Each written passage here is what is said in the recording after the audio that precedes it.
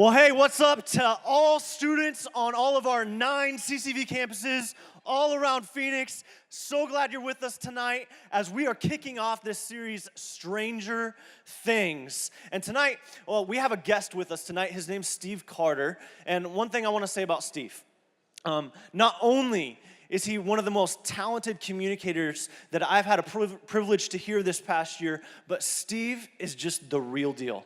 Like the guy that you're gonna see preach tonight is the same person, not only that you hear on stage, but when he's off the stage. And I think that's one of the highest compliments of a communicator. So here's what I wanna do tonight. I just wanna pray. Everybody on all campuses, let's just pray and let's just ask God to teach us something tonight. Here we go.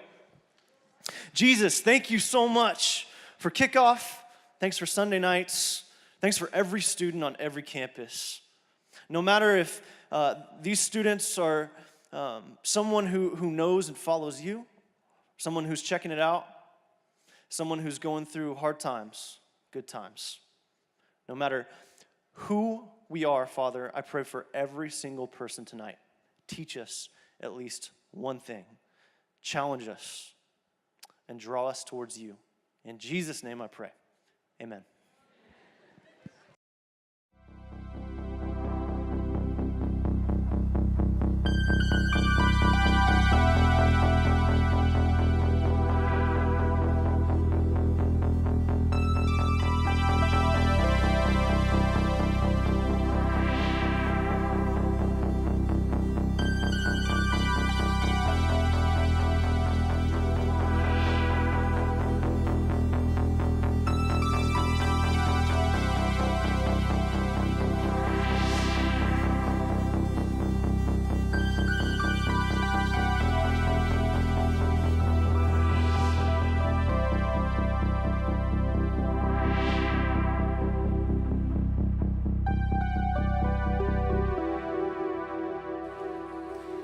What's up, everyone? Whoa. So I live in Chicago. Yeah. All right. I'll take it. I called my wife, and she's from Arizona. Her name's Sarah, so I call this state Sarazona. And she's like, "What's the weather like?" I was like, "Oh, it's 80." I said, "What's the weather in Chicago?" She said, "It's 20 degrees, and it's already snowing." Yeah, you don't know how good you have it. Like, it's so cold in Chicago, all of a sudden, the wind just begins piling through in Chicago. And your eyes start to water, and it freezes to your face. You can't feel your spleen. Like, it's so cold. You have it so good here. It's such an honor to be here. Hey, if you look at this book, the Bible, you have to understand in the first 5 or 6 chapters of the book of Genesis, there are these stories of how life began, how people began to understand how to actually live. You get to the first 6, 7 books of the Bible, and you begin to see how people begin to mark a moment when God kind of makes himself known. Sometimes God kind of does something in their midst and they write a song. Other moments they take stones, they put them together and they build an altar. Other times they'll just name a place for God in some way in which he showed them or taught them something. But in the 6th book of the Bible, the book of Joshua, you see this young leader. And he's been kind of tasked to lead the Hebrew people into the promised land. And there's this rushing, flowing river called the Jordan River, one of the fastest flowing rivers in the world. And the Hebrew people have to get across it. And they're like, there's no way. There's no way to get across it. And God basically tells Joshua, I want you to get some people who will carry the Ark of the Covenant. And it's just basically this box in which the presence of God would descend and be in. And I want you to step into that water. And when you step into the water is just going to get still. And then the people are going to be able to cross over. But then to mark this moment, God tells Joshua to do something. We see this in Joshua chapter 4. It says this, and he says to him, go over before the ark of the Lord your God into the middle of the Jordan. Each of you is to take up a stone on his shoulder according to the number of tribes of the Israelites. It's 12. to serve as a sign among you. In the future, when your children ask you, what do these stones mean? Tell them that the flow of the Jordan was cut off before the ark of the covenant of the Lord. When they crossed the Jordan, the waters of the Jordan were cut off. These stones are to be a memorial to the people of Israel forever. So the Israelites did as Joshua commanded them. They took the 12 stones from the middle of the Jordan according to the number of the tribes of the Israelites, as the Lord had told Joshua, and they carried them over with them to their camp, where they put them down. Now, if you've ever been to Israel, if you've ever been to Palestine, you have to understand, when you begin to walk through the trails, and you begin to kind of see, you'll see these massive stones like this. And this is kind of the idea of what took place. When they crossed over the Jordan, Joshua says, hey, here's what I need you to do. I need you to take a couple of you, I need you to pick up a massive stone, and we're gonna set them up, because there's gonna be a day when a father or a mother are walking with their kids, or a rabbi's walking with their disciples, and they're gonna see these stones, and they're gonna ask, what do these stones mean? And at that moment, the father or the mother or the rabbi would tell their students or tell their disciples, this is what happened. When the Hebrew people were about to get to the promised land, they had to cross over the Jordan, and God shut the waters so that the entire nation could get across. I want you to see this. They're all over Israel, there are these massive stones. And there was this word that was connected to these standing stones, so that when students or disciples would see them, they would say this word in Hebrew, masavot. Let me hear you say masavot. And this is what this word, became synonymous with this phrase, what happened here? Whenever you saw these massive standing stones, think Stonehenge, you would begin to walk up to them and you'd say, Dad, Rabbi, Mom, masavot. What happened here?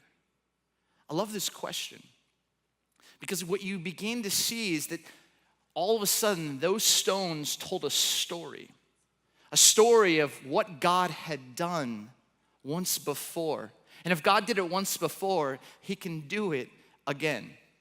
You get to the New Testament, and you learn about this guy by the name of Simon. Simon was a disciple of Jesus. He's walking with Jesus with the other disciples in Matthew chapter 16. They go to this place called Caesarea Philippi. It's an amazing story. Once every 2 years, 250,000 people would come to Caesarea Philippi for a massive pagan celebration. And this city was built on a rock. 1,100 feet up in the air, and inside this rock, there were all of these pagan temples dedicated to this god named Pan, who was like half goat, half man, very bizarre. And at the base and foot of this rock, water would come in and out. And Greek mythology said that this was the gate to the underworld, gate to Hades. And all of a sudden, as they're walking 17 miles, no Jewish high school student would ever go to Caesarea Philippi because it was so perverse and broken. But Jesus takes his disciples there, not during the pagan celebration, but he takes them there one day. And he shows them, as he stands on this rock, he shows them these pagan temples. He's showing them. And he begins to ask them questions on the journey there. Who do people say I am? And all of the disciples begin to throw out different names. And Peter says, no, I know who you are, Jesus. You're the Son of the living God. You're the Messiah. You're the one that we've been waiting for. You're Jesus. And Jesus responds, you're right. He goes, you know what, your name's no longer gonna be Simon. Your name's gonna be Peter. And Peter's name literally means rock. And then he says these words, on this rock, I'm gonna build my church. And for many people, we think, oh, on Peter, we're gonna build the church. Maybe. But you know what I really think? I think Jesus is telling Peter, you know what? On this rock, where all of these pagan temples are, where all of these people live in ways that are different than God ever dreamed us to live, on this rock, I'm gonna build my church. You know how I'm gonna build my church? I'm gonna build it with people like you, Peter. What's so amazing is when you get to other religions, back in the ancient Near East, you know the way they told who their God was? It was by buildings, by idols. When you flip through the scriptures, I want you to understand this. God does something different. God says, you know what, I'm not gonna tell the world who I am through a building. You know how I'm gonna tell the world who I am? Is through my people. I'm gonna put my image in every person. And you know what I'm gonna do? And he has this dream, like the Father, the Son, the Holy Spirit, they get this dream. You know what we're gonna do? We're gonna see my people live into who I have called them to be, and they are going to stand out, and they are going to show the world who I am. Every choice that they make, they are going to proclaim what I am for. And the world's gonna see how they live. And this is what Peter understood as a disciple of Jesus. And we're in this series called Stranger Things. And what I want you to understand is we're gonna be walking through the book of 1 Peter. Maybe some of you have read it before. It's an amazing book. But it begins like this, 1 Peter 1:1. Peter, Rocky, an apostle of Jesus Christ. That's how you began kind of letters back in the day. You said what your title was. Peter, a guy who walked with Jesus, to God's elect, to God's people, exiles, foreigners, or strangers who are scattered throughout the province of Pontus, Galatia, Cappadocia, Asia, and Bithynia. These are 5 Roman provinces. This is the empire. And in this time, the church, they were being persecuted. There was a lot of suffering that was going on, which was causing a lot of believers to say, you know what, I'm just gonna play it safe and I'm just gonna stay on the sidelines. I'm just gonna wait and like I'm not gonna do anything. I'm just gonna kind of blend in because I don't want anybody to see something different in me. I don't wanna stand out because I don't want anything bad to happen to me. And for Peter, he was like, no. This isn't the time to blend in. This isn't the time to back down. This isn't the time to go the way of culture. This isn't the time to bow down to power and the empire. This is the time to stand out. And then he says these words in 1 Peter chapter 2. He says this, as you come to him, meaning Jesus, as you disciples come to him, look what he says, the living stone, rejected by humans, but chosen by God and precious to him. You also, like living stones, are being built into a spiritual house. So here's what Peter does. Peter, being Jewish, understands this whole idea of masavot, and he's like, no, you gotta understand. Jesus, he was this living stone. And you too are these living, standing stones. He takes it a little bit farther, a couple verses later. He goes, dear friends, I urge you, I beg you, I plead with you, as foreigners, strangers, and exiles, to abstain from sinful desires which wage war against your soul. But hear this. Live such good lives among the pagans that though they accuse you of doing wrong, they may see your good deeds and glorify God on the day he visits us. What's he saying? He's saying that your life, even though you might be in your school, you might be on your team, you might be in your workplace or the neighborhood, people should see your life and they should say, Masavot, what happened there? They should see that you are a living stone, that you are different. You don't blend in, but you stand out. And your life should force people to ask questions. Why do they do that? Why do they live like that? God's image is in you. He's entrusted you to showcase to the world what he is all about. But here's the thing. If you're like me, it's sometimes just easier just to blend in. It's sometimes just easier to kind of go with the flow. It's sometimes just a little bit easier just to play it safe, to sit on the sidelines, to not make an invitation to a friend who's struggling, to not say, hey, do you need prayer, to not put your faith on display, and to not be considered strange, but to kind of just do whatever it takes to fit in. And I want you to understand is Peter wants to challenge every one of us to live a life that forces people to say, Masavot, what happened here? Here's the thing, on your campus, at school, your life might be the closest thing that a person will ever get to understanding the scriptures. Most high school students aren't gonna pick up a Bible, but they're gonna watch you. They're gonna watch how you forgive. They're gonna watch how you love. They're gonna watch how you invite. You're gonna watch how you welcome people at your table, welcome people into your lives. They're gonna watch when everyone else is gossiping, but you choose not to. And they're gonna see something that's different about you, or they're not. And our lives should actually make people so curious to kind of go, why do you act like that? Why do you choose to be that way? Why are you good, or why are you kind? Why are you so different? And Peter will later say this, always be prepared to give an answer to everyone who asks you to give the reason for the hope that you have. Why does he say that? Because your life should force people to ask questions. And if they ask questions, why do you do that? You ought to say, well, let me tell you about who I am and who I met. For so many of us, we just go like the flow of culture. But for the disciples understood that their citizenship wasn't in America, wasn't in Israel, it was in heaven.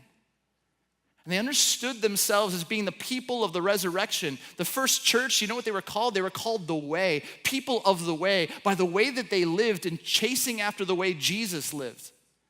And it was strange to the empire. But they wanted to live in such compelling ways that people would see it and go, Masavot, what happened here? I remember a number of years ago, I met this 7th grader from Arizona. His name was Austin. And Austin, he kind of had this broke jump shot. He was a 7th grader. He loved the game of basketball, couldn't make a traveling AAU team. But I met him in 7th grade, and I heard that one day he learned that 3,452 kids around the world every day become orphans because of HIV/AIDS. And it broke his heart as a 7th grader. And on World AIDS Day, which is December 1st, he decided, you know what I'm gonna do? I'm gonna shoot 3,452 free throws, and I'm gonna raise money, and I'm gonna bring these kids hope. And his dad was like, nobody's gonna give to you. And he was like, no, I gotta do it. And so he went to this free throw line, and he shot one day 3,452 free throws, and he made $3,000. The next year, he goes to his dad, and he goes, Dad, I'm gonna invite the Phoenix Suns to join me. And his dad's like, Austin, they're not gonna come. And he goes, no, they are. And I'm gonna invite other churches to join me. And I heard about this country called Zambia in Africa. And you know what I'm gonna do? I wanna build a school in Zambia. And so he invites the Phoenix Suns. Steve Nash comes. Some churches around the country start shooting 3,452 free throws, and they raise over $187,000, and they build a school in Zambia as an 8th grader. As a 9th grader, he goes, you know what, I want to build like a health clinic connected to it. So he invites more sons, I think some Arizona Cardinals, more churches get involved. They build this entire health clinic off of the funds. They raised over like $200,000 that December 1st. And it was so moving that one year during the NCAA tournament, during Final Four weekend, during halftime, Ashley Judd interviews Austin. And she begins to ask these questions. Why did you do this? And he goes, you're asking me a question about why I have hope. And on national television, in front of like this worldwide audience and one of the greatest sporting events ever, the Final Four, this high school student proclaims the gospel. And Ashley Judd's like, that is one of the most beautiful, compelling stories I've ever heard. I just look at this and go, it was just free throws. But his life was bringing hope to many. There's this girl in Chicago, her name's Colby Schultz. Colby was my son's babysitter. And my son, when he was 5, he said, hey, I wanna go to Africa. I was like, that's awesome, someday. He goes, no, I wanna go this year. I'm like, you're 5. He's like, I'm going. I'm like, okay, all right. So my wife and him decide to get shoes with another mom and another 8-year-old, and they bring all of these shoes to these kids in Ghana, but they need to raise money. And so Colby says, you know what I'll do? I'll walk barefoot at my school, and I'll get all my students, my friends to do it. And at their school, they just walk barefoot, and all of these upper class men and all of these uppity people at this really, really nice high school are why are you walking barefoot? And Colby's like, oh, because this 5-year-old wants to change the world for Jesus. You want to give to it? And they're like, okay. And they just start giving money to it. It was amazing. She gets so blessed by this. When she becomes a freshman, she goes, I want to go to Ghana. She goes to Ghana as a freshman, does something to her. She has a vision for the world, and she says, you know what? I'm going to go to summer school, and I'm gonna take some extra classes, and when I become a senior in high school, I'm gonna spend my entire senior year going to Ghana, being there. I'm gonna graduate early, I'm gonna miss homecoming, I'm gonna miss prom, and I'm just gonna serve. And I'm sitting here going, what in the world? And I asked her, I'm like, why did you do this? And you're like, well, if a 5-year-old wants to go to Africa, I should probably do something too. And she goes, I've been blessed. And the scriptures teach me when you've been blessed, you're called to be a blessing. And I look at her and I go, Masa vote. What happened there? God got a hold of her heart. There's a student who's a part of this ministry. His name's Jackson. Many of you know who he is. He's a field goal kicker at a local high school. And God has just gotten a hold of his heart and is using him on his high school campus. Watch this.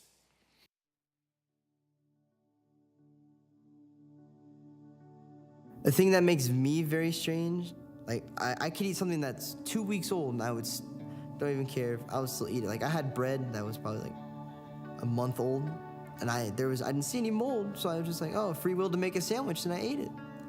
My mom was worried for me, but I thought it was fine.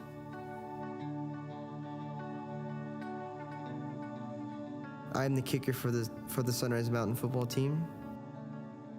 I've been playing football probably about 4 years, or going on to 4 years. I started freshman year, and it was my first time trying it. My faith as a football player has come a long way from when I first started football. The way I got more involved was when a senior of my class asked me to go to FCA in church, and I did it because I was like, okay, I'll try it. I love church. I'm excited when I'm on Sundays when I get to come down and see a bunch of people and all that. And I see some people from football here on the team, and we go back and sometimes we'll have conversations about what did the message mean, or what to expect for next week, and what it could be about, or what we get to learn. Things I've done with my faith to apply to real life is probably just not judging others, and just people if people judge you, doesn't really don't listen to it. And the atmosphere I bring to the team is just I'm always happy and cheerful and always talkative. And one of my senior friends, he had a rough time with some stuff in his family, and I could see it during the week, and I heard about it from his younger brother, and I went up to him and just told him, hey, I'm praying for whatever's going on in your family life. And he just thanked me for it, and he just gave me a big hug, and he was just very happy after that I said that to him.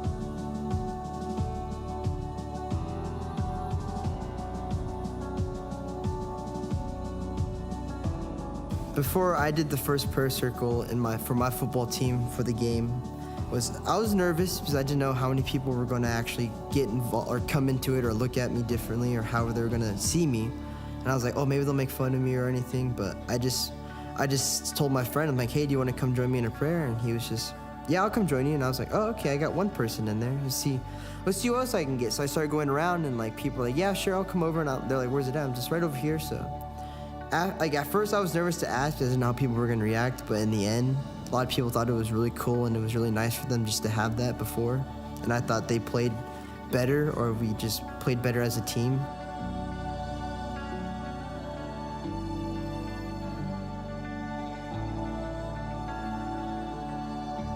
I want them to remember me as this the person on the team that was the kicker, but also was into his faith very deeply. That I tried changing the football team this year, or still trying to do something with them to get more involved. I try to take my faith and make a difference in the world or to my school. I'm Jackson Meskiman, and I'm a Christ-centered difference maker. Yes. I see that story and I look at Jackson and I go, Masavot, what happened there? And the courage it takes just to say, hey, you want to join me on a prayer circle? Or knows that someone's struggling in a school and goes, can I pray for you? It's amazing. When I was in college, a friend of mine said, hey, do you want to run a 5K with me? I was like, no, I don't like to run. He's like, no, seriously, it's really fun. We go to my hometown, we'll run. My family goes out to eat. It's amazing. And I was like, no. He's like, please. I was like, all right, I'll do it.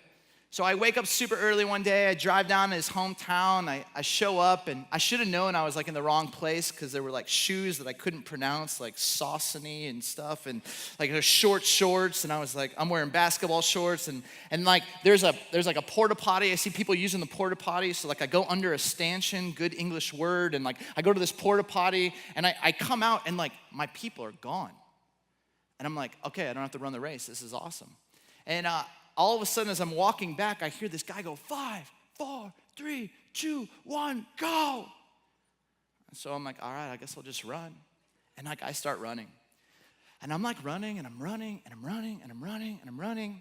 And I feel like I've been running for a long time. And I look at this guy, and I'm like, dude, how much longer? The guy looks at his watch, and he goes, we just hit 5 miles, 8.1 to go. I'm like, I thought this was a 5K. And he goes, you're in the wrong race. And I'm like, you're in the wrong race, thank you. And I'm like, I'm running a half marathon? Like, I don't run. Like, this is the worst thing ever. I got some random dude, he's like, you want my peanut butter sandwich? I'm like, no, it's gross. So like, I'm running, and I'm running, and I'm running. And I get to the finish line, and there's my buddy, and he's like, dude, you ran the wrong race. I'm like, dude, I know, you ran the wrong race. I was like so bitter. And I couldn't feel my legs. I couldn't feel my thighs. I was so angry. The next morning I wake up and I try to get out of bed and I can't. And I get my journal and I start to write. And I feel like I have like this vision, this picture of me like coming to the end of my life. And I'm standing like in heaven. And I see Peter and I see God, and they like look at me, and God just goes, you ran the wrong race. and I had this moment where I was like, and I started thinking about it. And it hit something so deep. I started writing, and it was so profound because I felt like God was just showing me all of these places where I had started to blend in. I was just being like the rest of culture and the rest of the world, caring about what people thought about me, not living in my identity of who God made me to be, and like one thing after another. And I felt like God was saying, Steve, don't run the wrong race. And I wonder how many of you here today are living your life in such a way where you are blending in rather than standing out, where you are backing down rather than standing out. And I want to beg you, plead with you, urge you, like Peter says, may you live a life that begs people, forces people, inspires people, makes people so curious to say, Masavot, what happened there? And may you have the courage to share with them the hope that you found in Christ. Amen? Amen. Hey, I want to invite our student pastors to come up, and they're going to share a couple of words. Thanks so much.